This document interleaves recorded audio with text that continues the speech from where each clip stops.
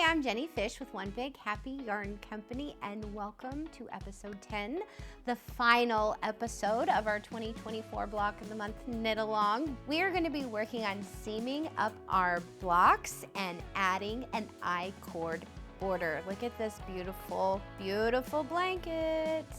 I'm so excited about this. Now, we've gone through blocks 1 through 9. I've showed you the techniques. You've knit 6 of each block. Now let's turn it into this gorgeous masterpiece. I'm going to give you a little background first of all. I chose this seaming technique right here. It is basically, we're going to be knitting them together in kind of a I-cord-ish style. And I love the movement that it gives the blanket. It lets each block lay in its place. The knitted fabric doesn't pucker and pull, and I just found that this gave it just laid a lot. I don't know, I just love the look of this. It lays nice and even, and it's all knitted in, and then just the visual of having these seams show and pop, I just think it really brings it all together. So that's why I chose this. I fell in love with this technique, and then I just went ahead and added an I-cord border on the outside of it to tie it all together and make it all match. But it's really easy. Once I show you how to do this, you'll get it. In the pattern, we have a lot of diagrams. We worked really hard on putting these diagrams together for you. We have a layout of exactly which block, which color sequence went where in the pattern. Now, once you've made all of your blocks, you can put the blocks in whatever order you want, but we did lay out how I did it. And then I knitted them in strips first. So I seamed these two together. I did this whole strip. Then I did this whole strip. You get the idea. Then I came through and put these across this way. And that'll give you an idea of the way that I did it. And this is also in the pattern diagrams, where to put your needles, everything else. Okay, so now we're going to pop into seaming these up. And I have 2 finished blocks here. Now, once you look at your blocks, I also want to show you a little how I was determining, because some of them look like they could go either way, and you're like, okay, which is the top, which is the bottom? Couple of things to look at. If you look at the edge and you have this nice V all the way across, that's where you bound off. So for seaming them up, this is going to be at the top here. Now I look at this one, see these, it looks more braided than the nice little V's. That's where I cast on, so that's the bottom of the block. Then I can also, of course, look at the stitches, and I have the V's, and I have the V's, so I know that, okay, this is the cast on edge, this is the bind off edge, because of the way that they look and how the yarn is. On the 2-color brioche, I also wanted to point out, hey, look, you can choose which side you want to be facing, the right side, once the block is done. Because if you want the green to shine through in your finished blanket, then have the green side up. If you want the white to be more dominant, then flip it that way. It's up to you. So I just want to point that out. You know, this is your project. You're making it. So there are some things that you can change around if you want. I'm going to start off with picking up stitches. That is what I chose to do. I'm picking up and knitting, which is when you pick up a stitch, usually, I'll just show you this, you stick your needle in. Okay, so I'm picking up like this. And so now that's a stitch on my needle. Well, for this project, I pick up and knit, and I went through 2 legs of each stitch. So I'm going to go all the way over here to the end, slide my needle through both legs of that stitch, wrap, this is my border color, wrap my yarn around and bring it through. That's a pick up and knit. So we're going to pick up and knit 20 stitches across the top of the first block. Very simple, slide it through. I'm using the double pointed needle and pop it through. I go through both legs. I like the structure of that. I'm using the double pointed needle. It's a US size 9. And I chose that size so that I could get the gauge that I wanted to put the 2 blocks together. I did try the 8, which is what we used all the others, and it just seemed like it was a little too tight, and I wanted my seam to be a little looser, so I just bumped it up a notch, and then I really liked how that looked and how stretchy and how much give the fabric had after I knitted it. So I used the US size 9 double pointed needles.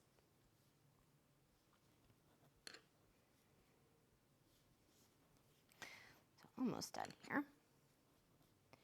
And the great thing is that other than the 2-color brioche, now remember the 2-color brioche, we only cast on 19.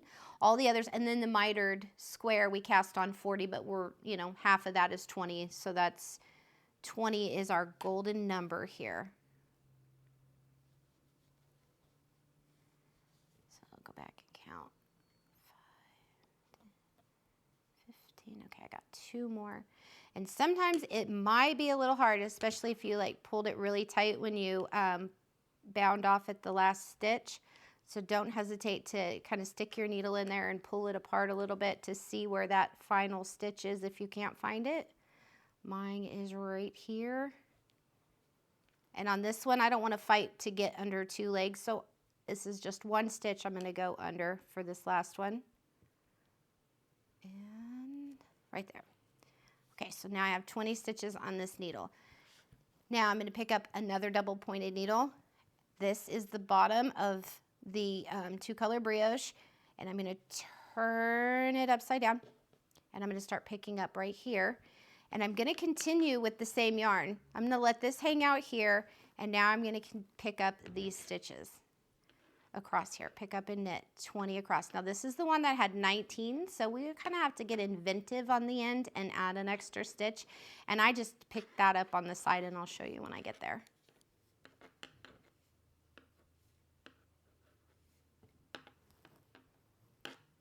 And if you get, like, am I going the right way? You can always turn it around, take a look at it.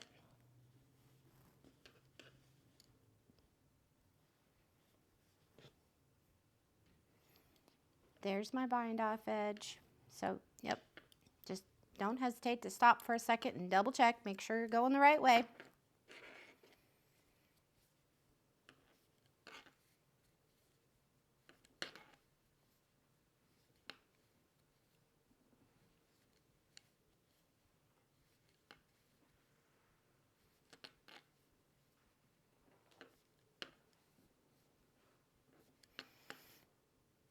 Okay, I'm going to stop and count here real quick.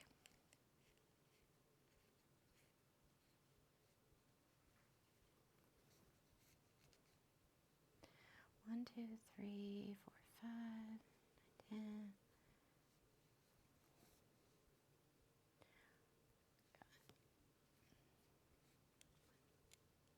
And then I'm going to go over to the side here and pick this up just like that.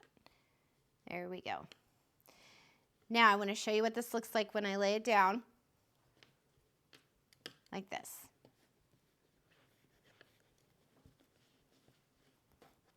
This is where I started picking up on the first block. I've got 20 stitches across here. I left my yarn attached and I started picking up the 20 stitches across the bottom of the next block. So I've got 20 stitches on this needle, 20 stitches on this needle. Now I'm ready to work the magic. I'm so excited. This is fun. Okay, I'm going to take a third double pointed needle and I'm going to slide it into the first stitch of the stitches that are close to my body. So see how I picked that up like that? Those two are together. The needles are parallel. I'm going to just come right into this very first stitch and I'm going to cast on, using a knitted cast on 3 stitches. So there's 1. To do that, I'm sliding my needle into the stitch, wrapping my yarn around, bringing it up. I do a little twist and slide it back on. And 3. Those 3 extra stitches are going to account for the space between here, and I'll show you how we work that. I want to seam this block to this block, so to do that, I'm going to slide my double points so that they're right next to each other, and I'm going to knit 2 together. I'm going to knit 1 from the needle in front of me together with the needle behind. So to do that, I slide through the first stitch on both needles, and then I knit those 2 together.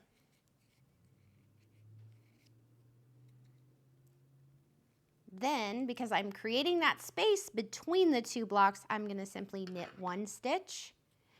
Then I'm going to do a decrease here. Now the decrease here, those original 3 stitches that I cast on, they're kind of, let me show you on here. This space right here, these 3 stitches, we're going to keep knitting these back and forth similar to an I-cord, but at the same time we're combining this side and this side. And you see it here. We're going this way. We're combining this block to this block, and there's our stitches in the middle. So I need to do another decrease here, and I'm doing an SSK. Slip, slip, and then slide through and knit through the back loop. And I just did that decrease. Now, like if you've ever knit an I-cord before, we're going to, let me set this out over here real quick. Slide these 3 stitches back onto needle number 1, just like that. And then we're going to repeat that process again. We're going to knit the first stitch on the front to the first stitch on the back, knit those 2 stitches together. Then knit 1 stitch, that's in the center. And then I'm going to do an SSK right here to combine that 3 to the other block. So slide 1, 2, slip that over, knit through the back loop. There we go. Slide those 3. I'm going to do this a few more times so that you can see what it looks like as it's going along.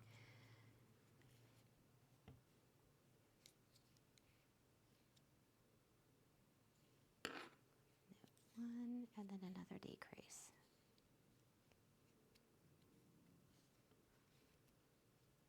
Slide those back on. Knit 1 from both sides. There's 1 decrease, knit the center stitch, and then another decrease where we're actually combining those together, just like that. Slide these 3 stitches back over and repeat. We're going to go all the way across till we get to the end, and then I'll show you what it looks like when these are all seamed up together. So I've worked all the way across. I'm down to the last 3 stitches, and I'm simply going to bind those off. So I'll knit 2, lift 1 over, knit 1, lift it over, and then cut my yarn and slide it through. So as you're seaming that, don't worry about this, because when we come across and put the border on and everything else, we are going to tuck that under and pick those stitches up, and so it'll be smooth on the side. I know it's a little pointy now, but that will smooth out as we go along. This is what it looks like. You'll do the whole strip, and in the pattern it'll show you the blocks that I used. You can make those strips. Once you have all of your strips made, then we are going to seam the 2 strips together. So now we are going to turn our work like this. We'll pick up along here, and then we'll seam them together. Same technique that we used here.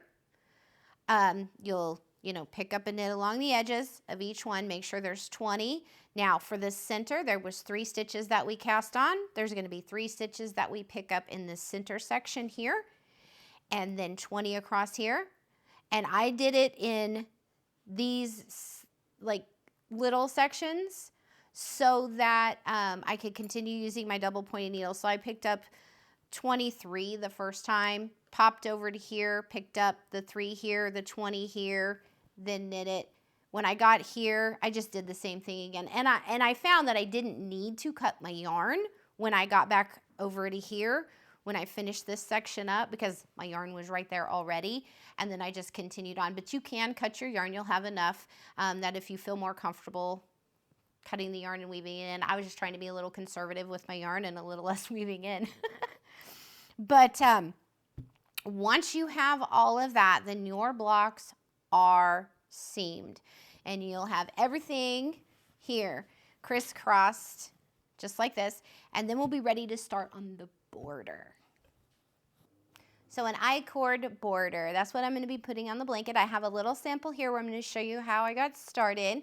This is what it looks like on the finished blanket right here.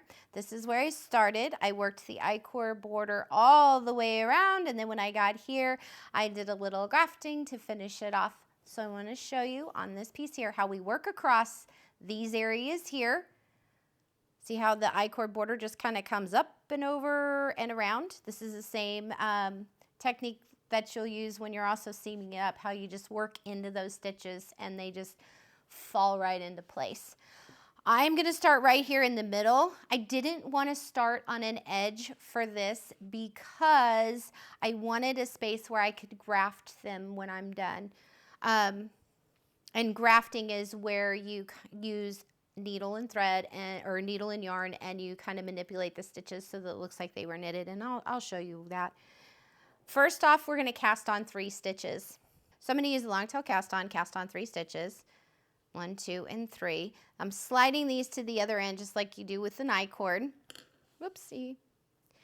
So when you're creating when you knit an I-cord, you're basically knitting in the round without knitting in the round. It's creating this tube, and your float from the last stitch here to the first stitch here causes it to curve, and that's what we want. We want it to curl in like that. So I'm going to knit into the first stitch, knit into the second stitch. Now I'm going to start to combine this onto my work here. And I'm going to slide my needle into, getting started is a little kind of fiddly at first, but I'm going to slide this into here and slide it like that. So I have that stitch plus the work behind me, and then I'm going to knit those 2 together. So I'm sliding that in there like that. So now I've got it attached. Whew, that was hard, right? We slide everything to the other side of our needle, and we're going to knit 2 stitches.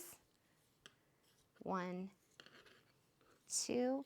Now we're going to knit this with, and I'm going to pick that up. Now, that is one way to do this, where you're doing it like this. Another way to do this, which I find easier, is I like to go ahead and slide my needle, my left needle, into the stitches that I'm going to be creating that I-cord border around, and have them sit there. And I do a little bit at a time so that I don't have all the fussiness of having all those stitches on there. And that way it's already there when I slide these stitches over. It's just so much less stress and fuss. Okay, so now I knit 1, 2, knit these 2 together, and see that's already there so that I can knit those 2 together. Slide these stitches back over. Now we're in a rhythm. And 1, 2. Then I'm going to knit this one with that one. Slide these stitches back over. We're going to do this all the way around. I'm coming up on that little seam area, and I want to show you what that looks like and how simple it is to continue this process over that. See how I have that nice I-cord forming right there?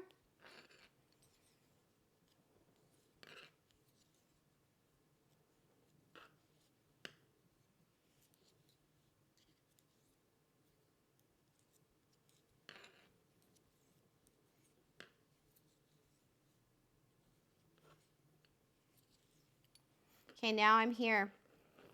And I know I want 3 stitches out of this area, so I'm going to pick up 1 leg of each of those stitches. And you have to kind of move it around a little bit to find them, but they're there. And I'm picking up the right leg of each of those 3 stitches just like that. Slide these 3 over to there. And I've got a little bit of tension there, so I'm going to, there we go, loosen that up a little bit.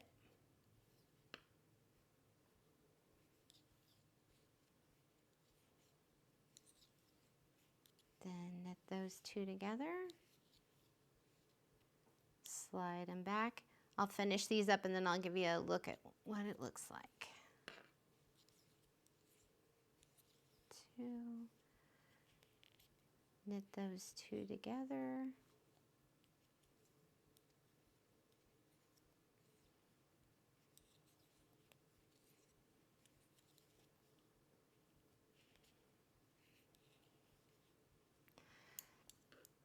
Let me do a couple more on the other side so that you can, we'll get past it so you can get a better look at what it looks like. Slide these over.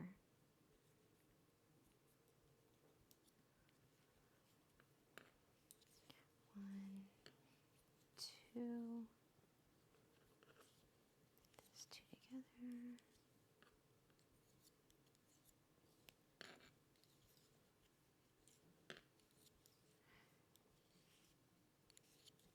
Okay.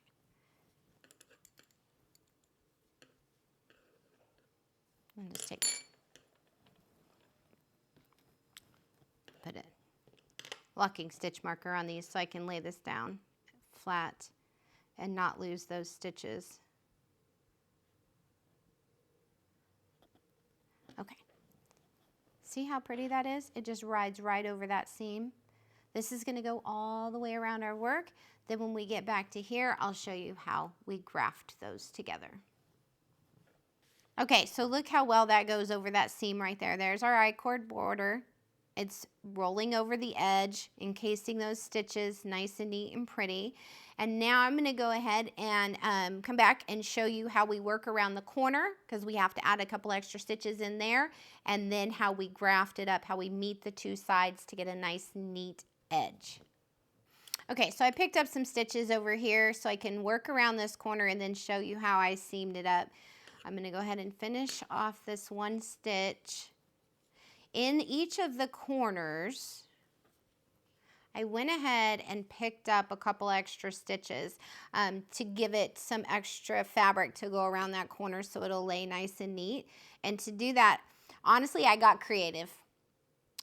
To tell you exactly where I picked up on every corner, I can't, because I literally, what looked best is what I picked up. So for here, I'm going to pick up this stitch under here because I want it to be evened out and I don't want too much tension on my needle. So I want 3 stitches around this corner. I'm going to pick up here, here, and here, and slide them down my needle. And I kind of had to play with it a little bit to get that room. It's a little tight there, but the end result is worth the little fidget that you do here. So then I'm going to knit these two together. And like I said, it's a little fussy, a little tight, but so worth it in the end because it gives that extra fabric there. And then knit this one. Knit it with that one. Slide them back. Knit again. You're going to get in such a rhythm of this knit 3, slide. Well, it's knit 2 together, slide. Make up songs in your head, dancing around in my head, singing. Anyways, I'm excited we're at the end and we're finishing up this border. And so it's like that giddiness of, oh, this project's almost done. This is almost done. Nobody talked to me. Nobody called. Nobody texted. I'm going to do this now. I'm going to finish up these next 4 till I can meet up to where I started, and I'll show you how I graft that together. Okay, so I have one more stitch to pick up, and it's always good to have a little extra room here because we're going to be grafting the 2 sides together. And so if you have a little fabric there, it gives you a little bit more room to play around with. I'm going to put those 2 together just like that. Then I'm going to go ahead and bind off like I did before.